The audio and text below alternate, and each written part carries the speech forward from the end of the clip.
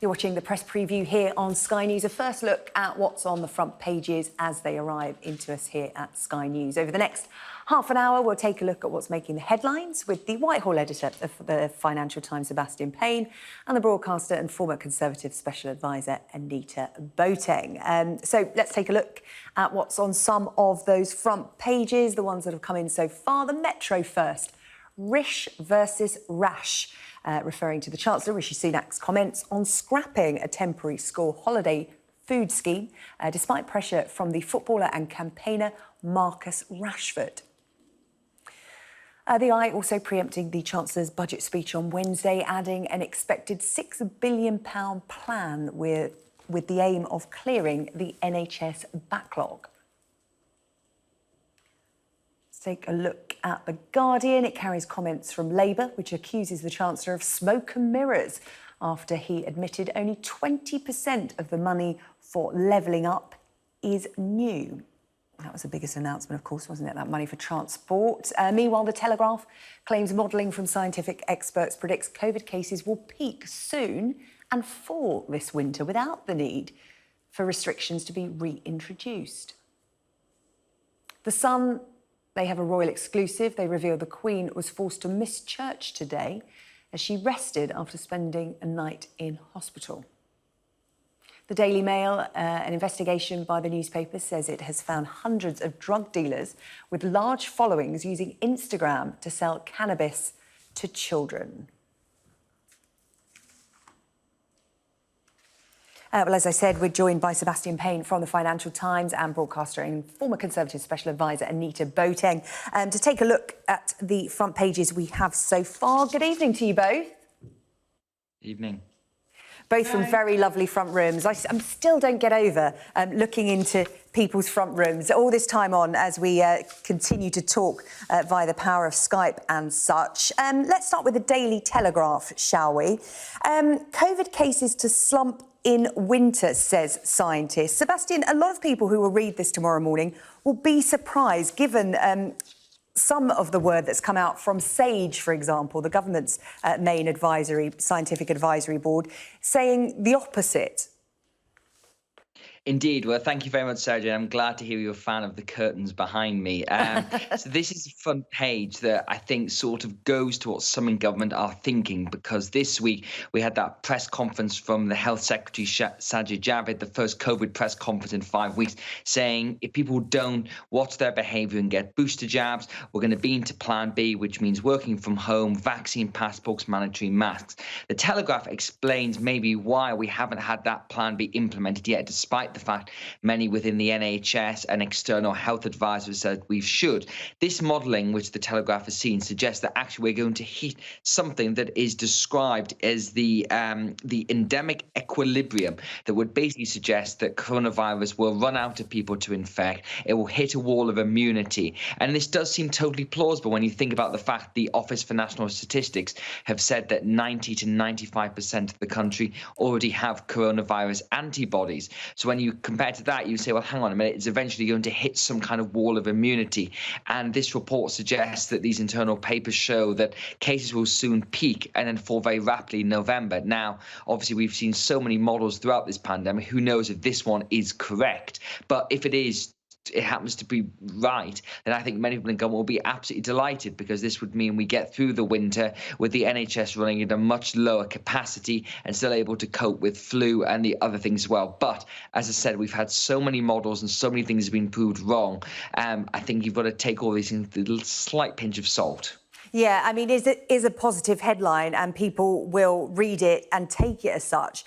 But Anita, this feeds into the mixed messaging that the public feel they are getting from official bodies. I mean, the daily COVID cases were predicted to go, well, are currently hovering around 50,000. The Health Secretary himself said that could double by the winter period. And yet you have a group of scientists delivering better news. You can understand the public being very confused going into this winter period. And that's why the government hasn't made public at the moment this research, which does seem, as Sebastian says, pretty plausible. It's from the London School of Hygiene and Tropical Medicine. And one of the figures they've quoted there is from SAGE, who've also said that they have expected a decline coming into the autumn, mostly because a number of people have already been infected. So, for instance, for quite a considerable period of time, we've been seeing lower numbers for London. And what we think that is, and the ONS seems to support this, is that a lot of people in London seem to already have caught COVID, probably due to the summer of people isolating because of the fact that they had COVID. So this is incredibly encouraging news. But I think it's right that government messaging continues to be that of trying to get people to get their booster vaccines and get people to be cautious. Yeah, a record day for the government in the vaccination rollout. Let's take a look at the Daily Mirror's headline tomorrow. Get booster and save Christmas. 4 million people, Sebastian, have now had a booster jab. More people being vaccinated in the run-up to Christmas. A lot of people are, resting their Christmas plans on the booster jab and this continued vaccine rollout. And a lot of people anecdotally saying that they're going to continue working from home, wearing masks through personal choice in crowded spaces, because everybody's looking for a very different Christmas to enjoy to the one we had last. I think that's right. And I think everyone is slightly scarred by what happened last year, because if we think about it, this is exactly the same narrative that we had, that it was everything's fine. And then suddenly we're in lockdown. Then we came out of lockdown, and then it was Christmas, and then Christmas was cancelled again. So you can understand the general apprehension of people who are seeing these headlines from the government saying it's all going to be okay. And most people think, well, it wasn't okay last Christmas, so why is it going to be okay this Christmas? Well, the answer, of course, is that we've got the vaccines, which just offer have totally transformed the pandemic, and they offer so much protection against serious illness from COVID. That is quite transformative. But I think, you can see those case levels, and if they do increase, and most importantly, if they increase and then sustain at a higher level, that is the problem for the NHS at that level. And really, the message from Professor Stephen Powis on the front page of the Mirror is saying the boosters are the best weapons we have. And the data we had this week was 8 million people are eligible for boosters in the most vulnerable categories of for COVID. So far, 4 million have had them, which is great, but there's 1.5 million people who are eligible and have been asked but haven't yet taken them up, and those are the people the government are trying to get to. And I think we'll see a lot more effort from ministers, because for many in Whitehall, it's been see no COVID, speak no COVID, hear no COVID. Everyone's been trying to get on with normal life and in some ways pretend the pandemic is over, when in fact we know it isn't. So I think you'll see a very sharp change of messaging, which started with the press conference and will continue throughout the winter. But as you said, those numbers are very strong, people getting the boosters. The question which was raised in some of the Sunday papers is, will under 50s get the booster as well? Because at the moment, they're focused on just the most vulnerable groups. And I think the question for ministers is, do we have the supply to get more people the boosters? And is that inevitably where we're going to head into? And in fact, that it's going to be 3 jabs, not 2 jabs, that represent the fully vaccinated? Because to me, it kind of feels inevitable at this point. And let's move on to the front page. £6 billion plan to clear the NHS COVID backlog. Anita, a lot of talk about the pressures on the NHS this winter coming from COVID. But of course, because of the pandemic, people are coming down with flu, other illnesses that we didn't have because obviously everybody was on lockdown. A lot of people having treatment that had to be delayed during the pandemic. So the NHS is going to face pressure this winter, whatever way you look at it. Is £6 billion going to be enough? Well, I think that's indeed the question. And actually, ICUs generally tend to run at about 80% capacity during regular winters. So when you add in the backlog of elective surgery, as well as the fact that, there seems to be a certain percentage, certainly in the kind of maybe late teens, of people with COVID occupying wards right now, I think it is an incredibly challenging situation for the NHS. I think what we're seeing is a balance between, elective activity, which this money seems to be going towards, which is incredibly important, but also that diagnostic element of people waiting, where actually there's a lot of people waiting for tests and that kind of thing, which are generally counted as being part of kind of on waiting lists, but actually aren't quite in the same situation as those waiting for kind of elective surgery or that kind of thing. So I think, to me, it feels as though this is going to be an enormously challenging winter, almost regardless of the COVID element of this. So the likelihood that the NHS will be under considerable strain, I think, is something the government is braced for. The Guardian, Sebastian, the Chancellor has been accused of smoke and mirrors over his budget cash pledges so far. This all centres on the fact that already it's been announced £7 billion will be spent on areas outside of London to level up transport. He admitted to Sky News that only £1.5 billion of that is actually new money.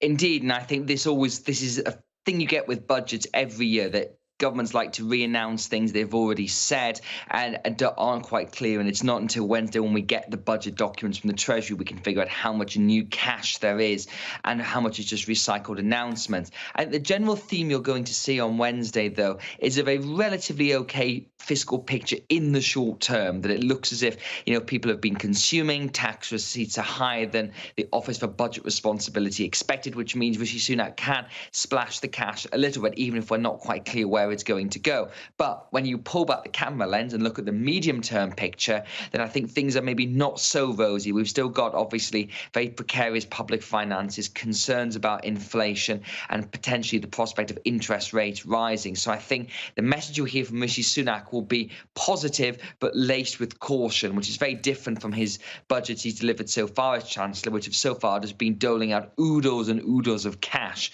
to prop up the economy throughout the coronavirus pandemic. But on this specific question about clarity about where money is going, we'll find out the answers on Wednesday. But clearly, this is the last budget the government has if it really wants to try and make progress on its levelling up agenda to tackle regional inequality. And that £7 billion announcement that was made for transport outside of London, those are the kind of headlines Boris Johnson wants to get, because he wants to say to those first-time Tory voters, you voted for me, I'm giving you money, and we're trying to tackle these decades of underspending in parts of England that have often been left behind or felt to be left behind. But as the Guardian front page says, the proof will be how much is actually new capital investment and how much is just the same old money being recycled around. Yeah, and we'll be crunching all the numbers and finding out what is new and what is old money here on Sky News on Wednesday. We're going to take a break. Sebastian and Anita, thank you very much for the moment. Coming up, we'll be discussing this story, which features on the front page of The Telegraph.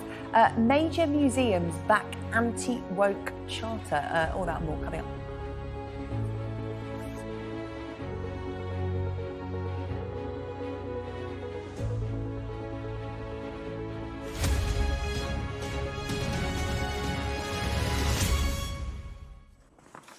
Hello, welcome back. You're watching the press preview here on Sky News. With me tonight, Whitehall editor of the Financial Times, Sebastian Payne, and broadcaster and former Conservative Special Advisor, Anita Boateng. Welcome back, both. We're going to head to the business section of the Daily Telegraph. Anita, I'll start with you first.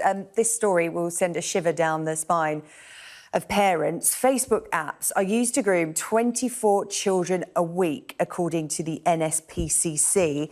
And these are just the offences that are reported, Anita.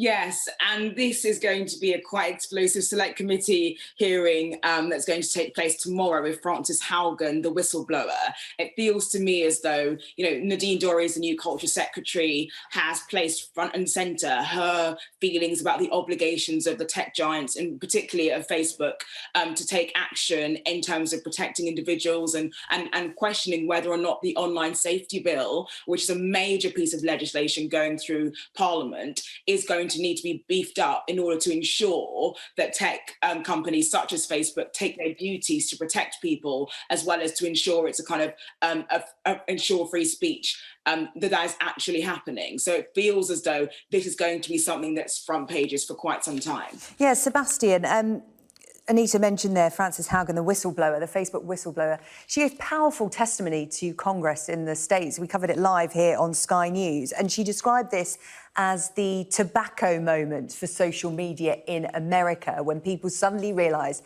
how harmful cigarettes were and there was a real shift in attitudes. She's going to give evidence in Parliament tomorrow.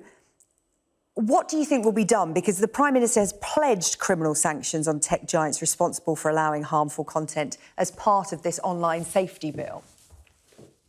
It's a very tricky one, isn't it? Because the UK does want to act on this, and following the tragic death of Sir David Amess, there was some very powerful testimony in the House of Commons from MPs who called for an end to anonymity online, and I completely share their concerns, but I'm still not quite sure how you can actually do that. That I think, Mark Francois, the Conservative backbencher MP, he was making the case that all anonymity should be banned, and it's in that people shouldn't be allowed to hide behind that. But again, I'm not quite sure how exactly you do that. So when this legislation comes up, it'll be very to see where the government lands. There was some reports in the Sunday papers that Nadine Dorries is leaning towards the arguments made the likes by Mr. Francois. But I think practically that is going to be very tough. But I think this testimony that you mentioned is going to be a very big moment here, that we know the social media companies have acted in some very concerning fashions. They are not, in my view, upholding their responsibilities as publishers. I work for a great newspaper, and we take everything very seriously in terms of what goes in our print paper and what goes on our website and through our social media channels. And to me, it doesn't feel like these platforms take the same level of responsibility, and that, I think, is what's going to have to change. In the testimony, I'm sure we'll probably speak to that. OK, we've just got time. We've got about 45 seconds, Anita. Major museums back anti-woke charter. Could you just sum up this story for us? Well, so far we don't really know much about it. All we know is that possibly the V&A Museum, the Science Museum, and a third are backing some guidelines that might sort of push back on some of this, the current woke conversation. And so this will be about recognising our history, for instance, kind of explaining rather than taking down stuff that is controversial or, and again, grappling with our colonial past. OK. We've got no detail, just a teaser from the Telegraph right now. OK, Anita, thank you very much.